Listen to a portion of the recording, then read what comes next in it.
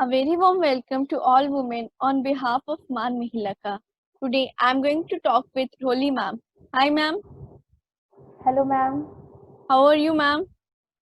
Ma'am I am good, thank you. आप कैसे हो? All good ma'am. Ma'am, tell me about your journey. Ma'am सबसे पहले तो थैंक यू सो मच, मुझे इस लायक समझा कि आपने मेरा इंटरव्यू कंसीडर किया। And regarding my journey I can say कि बहुत वैरायटीफुल है। बाय प्रोफेशन मैं एक एकेडमिक राइटर हूँ, क्योंकि मुझे बचपन से ही पढ़ने लिखने का बहुत शौक रहा है। हमेशा मुझे पढ़ाई लिखाई में ही इंटरेस्ट रहा। तो after MBA, instead of choosing a typical private job, मैंने blog writing, SEO writing, content writing इस फील्ड से स्टार्टिंग की। फिर धीरे धीरे जैसे जैसे मैं इसमें आगे बढ़ती गई, तो I found it more interesting, और यू कैन से कि मुझे अच्छा लगने लगा कि मैं अपना पैशन और अपनी चीज़ जो मुझे पसंद है उसे परस्यू कर रही हूँ। फिर मैंने एकेडमिक राइटिंग के टूवर्ड्स हेड किया, और अब मुझे मोर देन 10 years हो रहे हैं एकेडमिक राइटिंग में, and I love doing this work. And इसके अलावा मुझे बचपन से क्राफ्ट और आर्ट का भी बहुत शौक रहा है। जब भी वेकेशंस होते थे, मैं कभी एम्ब्रॉयडरी सीखती थी, कभी फैब्रिक पेंटिंग सीखी, कभी कुछ सीखा। तो हमेशा ये लगता था कि कुछ है, मिसिंग है, मुझे कुछ और करना है। तो उसी को ध्यान में रखते हुए फिर मैंने अपना एक क्राफ्ट वेंचर स्टार्ट किया मंथली, जिसमें हम हैंड एम्ब्रॉयडर्ड आइटम्स प्रोवाइड करते हैं, होम डेकोर और वॉल डेकोर के। एंड मैंने जैसा कहा वैरायटी फुल है, तो मैं राइटर भी हूँ, एक क्राफ्टप्रेन्योर भी हूँ, एंड पता नहीं ज़्यादा लोग ये जानते हैं कि नहीं, बट मैं एक पब्लिश्ड ऑथर भी हूँ। Wow. And I have my collection of poems, this book Kadhi ke Bachche. Poet मैं हिंदी में करती हूँ पोएट्री। Okay. तो इसमें मुझे अपनी जर्नी बहुत वैरायटीफुल लगती है। बाकी मेरा घर है, मेरी बेटी है, मेरे हस्बैंड है, मेरी फैमिली है।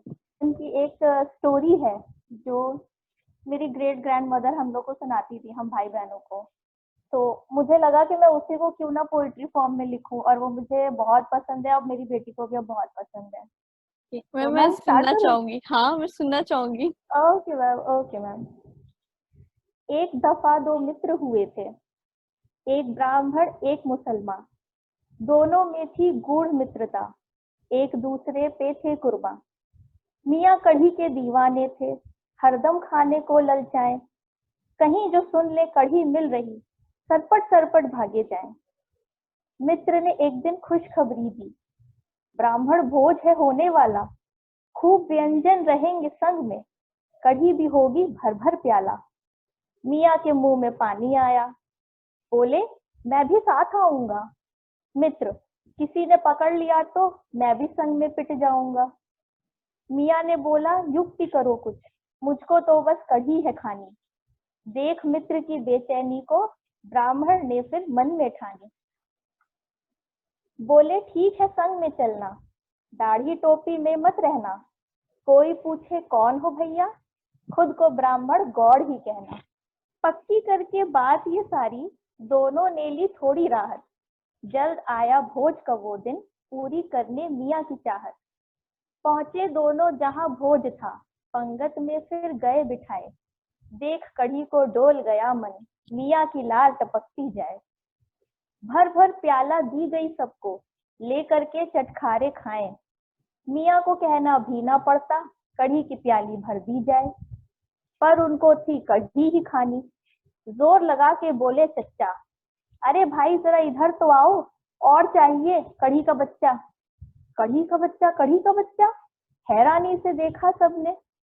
हम लोग तो कहे पकौड़ी, कढ़ी का बच्चा कहा है किसने। मियाँ के ऊपर धावा बोला, सबने पूछा कौन हो तुम। मियाँ को जैसा समझाया था, बोले ब्राह्मण गौड़ है हम। सबने सोचा गौड़ अगर है, फिर क्यों बोला कढ़ी का बच्चा। पूछा सबने गौड़ कौन से, सच बोलो देना मत गच्चा।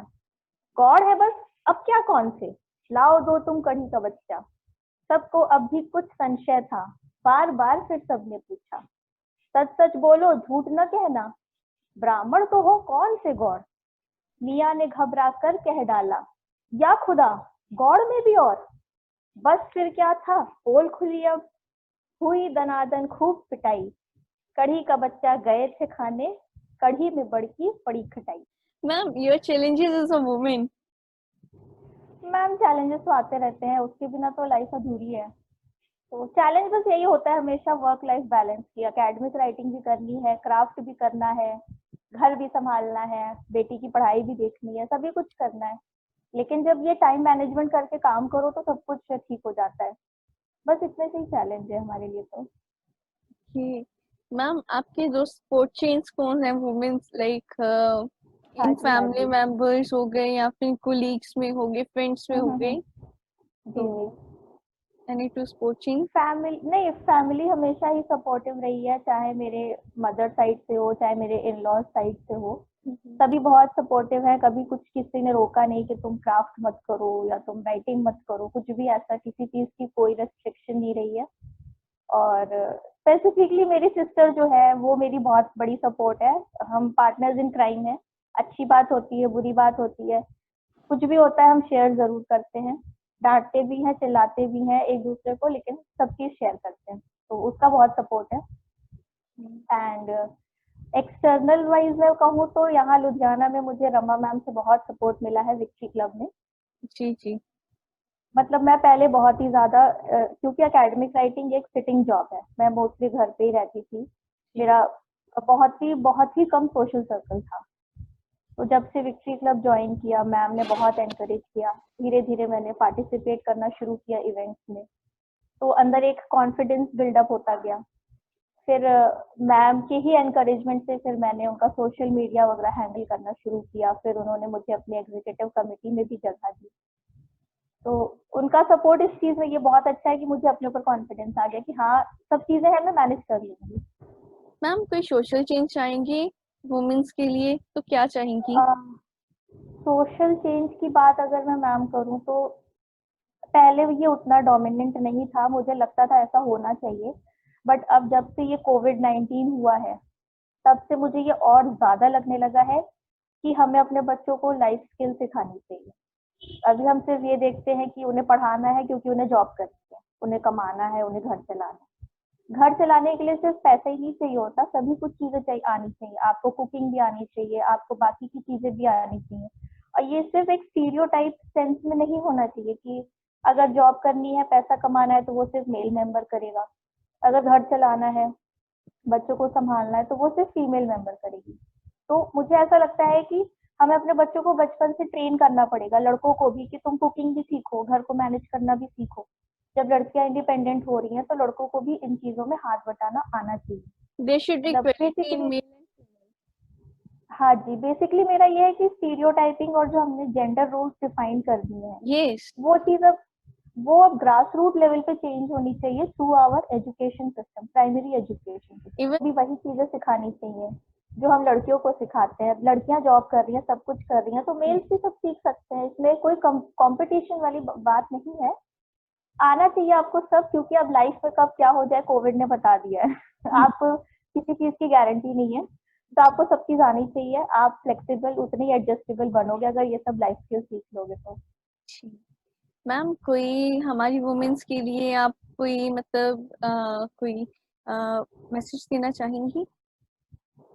मैसेज मैम मैं यही कहना चाहूंगी कि आपका जो मन करता है, आप जिस चीज में अपना पैशन समझते हैं, कोई भी आर्ट एंड क्राफ्ट है, कोई हॉबी है, उसको आप परस्यू कीजिए। ये मत सोचिए कि मैं कैसे कर पाऊंगी, आगे क्या होगा।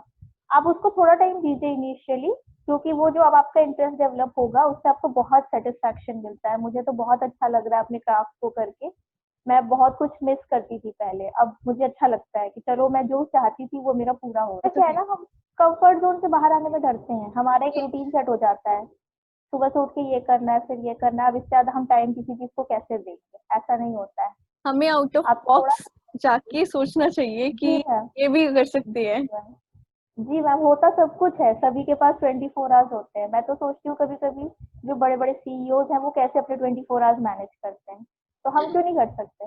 यस, तो है। Yes ma'am. ठीक है ma'am, thank you so much for your time ma'am. Welcome ma'am, it was all my pleasure, thank you so much. इतने दिन थैंक बाद आज मैंने अपनी खुद की पोएट्री पढ़ी और सुनाई, मुझे बहुत अच्छा लगा। मुझे